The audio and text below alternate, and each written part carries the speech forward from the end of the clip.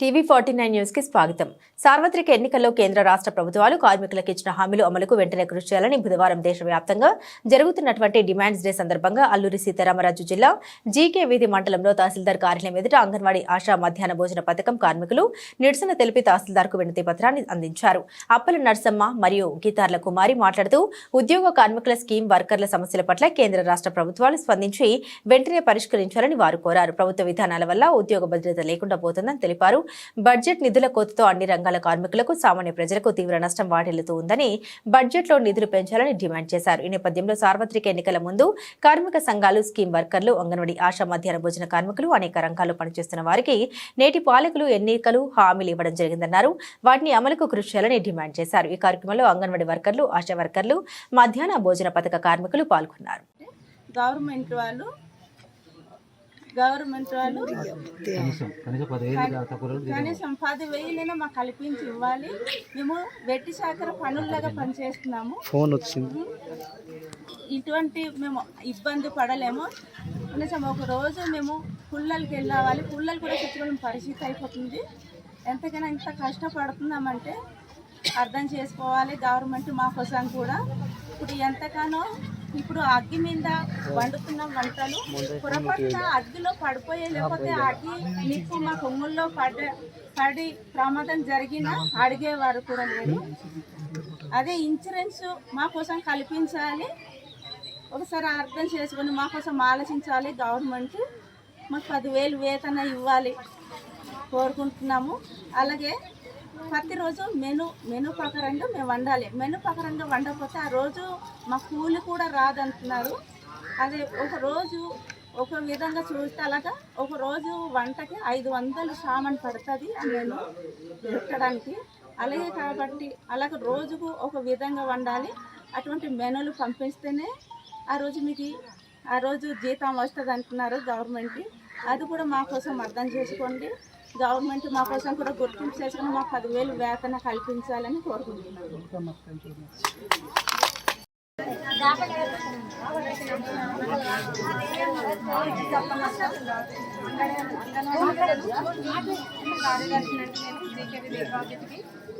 అలాగే మా సమస్యలు అంటే ఏంటంటే మా సమస్యలు చాలా ఉన్నాయమ్మా. సమస్యలు అంటే గత ప్రభుత్వం మేము 42 రోజులు సమ్మె చేసాము. 42 సమ్మె చేసినప్పుడు 42 రోజులు సమ్మెలో ఉన్నప్పుడు మేము మా సమస్యలన్నీ పరిష్కరిస్తారని, ఒక్కటైనా చేస్తారని ఎంతో ఆశించాము గత ప్రభుత్వంలోని. కానీ అక్కడ ఆ ప్రభుత్వంలోని 42 రోజులు చేసినప్పుడు ఒక్క సమస్య కూడా మాకు ఇప్పుడు పరిష్కారం అయితే చేయలేదు. ఎందుకంటే ఇప్పుడు కొత్త ప్రభుత్వం ఏర్పడింది. ఇప్పుడైనా మా సమస్యలు మన సీఎం గారి దృష్టికి తీసుకెళ్దామని, మా సమస్యలు చెప్పుకుందామని మేము ఇగో మండల ఆఫీస్కి వచ్చాము. మేము ఒక అండం ఇవ్వడానికి వచ్చాము. ఇప్పుడు మా సమస్యలు ఏంటంటే ఈ TV9లో మేము చెప్పవలసింది ఏంటంటే సార్ చూస్తారు, మా సమస్యలు తీరుస్తారని మేము ఇప్పుడు మాట్లాడడం జరుగుతుంది. మా సమస్యలు అయితే ఏంటంటే వర్క్ విషయంలో చాలా ప్రెజర్ ఎక్కువ ఉంది. వర్క్లు అయితే మాకు ఎలాగ యాప్ల మీద యాప్లు ఇచ్చేస్తున్నాడు. యాప్లు గత ప్రభుత్వంలో చాలా యాప్లు వచ్చేసాయి. ఆ యాప్లన్నీ కలిపి ఒక యాప్కి ఇవ్వాలని మేము కోరుకుంటున్నాము. అలాగే FRS యాప్ అని ఒకటి ఉంది. ఈ కొండల ఏరియాలో సిగ్నల్ ప్రాబ్లం చాలా ఎక్కువ ఉంది. వాళ్ళు ఇచ్చిన ఫోన్ కూడా 2-4 ఫోన్లు ఇచ్చారు మాకు. అది కూడా పనిచేయట్లేదు. ఆ ఫోన్లు ఇచ్చారు, అది ఇచ్చారు. ఆ ఫోన్లు అయితే అస్సలు పనిచేయట్లేదు.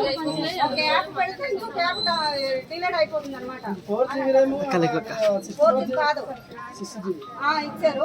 దాన్ని బట్టి చాలా ఇబ్బంది అవుతుంది. ఫోన్లు కూడా పాడైపోయాయి. ఇప్పుడు వచ్చిన ప్రభుత్వం స్పందించి మా కష్టాలు, మా బాధలు చెప్పుకోవాలని మేము ఎంత ఆశపడి మేము చెప్తున్నాము. ఎందుకంటే గత ప్రభుత్వం మాకు ఏది చేయలేదు కనుక ఈ ప్రభుత్వాన్ని మేము మేము ఏర్పరచుకున్నాము. మాకు ఈయన చేయగలుగుతాడు.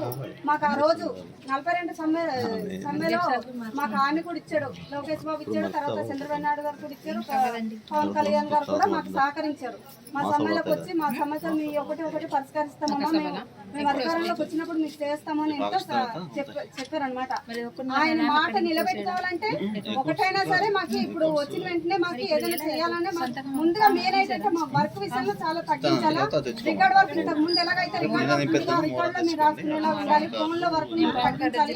ఎందుకంటే ఆ ఫోన్ లో వర్క్ చేయడం వల్ల మాకు ఎందుకంటే బ్రెయిన్ షుగర్ అది వచ్చేసి సడన్ గా ఇదైపోవడం మేము చాలా ఇబ్బందులు పడుతున్నాము. ఎందుకంటే వర్క్ ప్రాబ్లం ఎక్కువ అయిపోయి ఎనీ టైం రాత్రి నిద్రలో కూడా వర్క్ చేయడం వల్ల మాకు చాలా ఇబ్బంది అవుతుంది.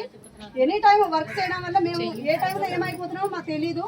అది కూడా జీతం కూడా చాలా తక్కువ, మాకు ఇన్సూరెన్స్ లేదు. అలాగే మేము గత ప్రభుత్వం కూడా అడిగాము గ్రాట్యుటీ ఇవ్వాలనేసి, గ్రాట్యుటీ మాకు అమలు చేయాలి, ప్రభుత్వ ఉద్యోగాలుగా గుర్తించాలని మేము అడుగుతున్నాం. మేము అప్పుడు బట్టి అదే పోరాడుతున్నాం. మాకు అదొకటి చేస్తే చాలు సారు. మళ్ళీ తర్వాత వచ్చి మాకు రిటైర్మెంట్ అయిపోయిన తర్వాత పెన్షన్ కూడా కల్పించాలి, గవర్నమెంట్ ఉద్యోగాలుగా మాకు గుర్తించాలి. తర్వాత వచ్చేసి అలాగే టీచర్లు అంటే టీచర్లే, మినీలు కూడా అక్కడ కొద్దిగా మినీలని మెయిన్ టీచర్లని విడిగా ఉంది. మినీలు అంటే మెయిన్ టీచర్కి 11,500 ఇస్తారు, మినీకి 7,000 ఇస్తారు. అక్కడ ఆయా ఉండదు, చాలా పని. ఎందుకంటే మెయిన్ టీచర్ అయితే మెయిన్ టీచర్ పని ఏంటంటే ఆయా ఉంటుంది, తన పని అది చేసుకుంటుంది. టీచర్ ఉంటుంది, పిల్లలకి ప్రీ స్కూల్ అది నడిపిస్తుంది. కానీ మినీ టీచర్కి అలాగా లేదు.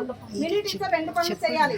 అక్కడ పిల్లలకి రోజు ఊరంతా తిరిగి పిల్లల్ని తీసుకురావాలి, తర్వాత వంట చేయాలి, పెట్టాలి, అలాగే ఆటపాటలు చేయాలన్నమాట. ప్రీ స్కూల్ నడిపించాలంటే చాలా ఇబ్బంది పడుతున్నాం. ఎందుకంటే ప్రతి పిల్లవాడికి తీసుకుని వచ్చి మాకు ఒంటి పెట్టడానికే 12 అవుతుంది. అప్పుడు ప్రీ స్కూల్ చెప్పాలంటే పిల్లలు అలసిపోతారు అన్నమాట. ఆడుతూ పాడుతూ అలసిపోయి పడుకుంటారు. ఆ టైంలో 3 గంటల టైంలో మేము చెప్పలేం కదా. కనీసం ఒక ఏబీసీలు కూడా పిల్లవాడికి రాదు. ఏమ్మా విజిట్కి వస్తారు, ఏమ్మా ఏబీసీలు రాలేదంటే మినీ సెంటర్కి నడిపించాలంటే మేము ఏం చేయగలం చెప్పండి.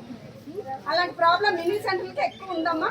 ఎందుకంటే మినీ సెంటర్ కూడా ఇస్తానని ఆ రోజు గత ప్రభుత్వం మాకు చేస్తామన్నా, మినీ సెంటర్ చేస్తామన్నారు. కానీ అది కూడా లేదు. ఆ జీవో రెడీ ఉంది కానీ ఆయన దిగిపోయారు. ఇప్పుడు కొత్త ప్రభుత్వం వచ్చింది కాబట్టి ఈ ప్రభుత్వం మాకి మినీ సెంటర్లు మెయిన్ సెంటర్లుగా చేయాలని ఒక ఆశ ఉంది.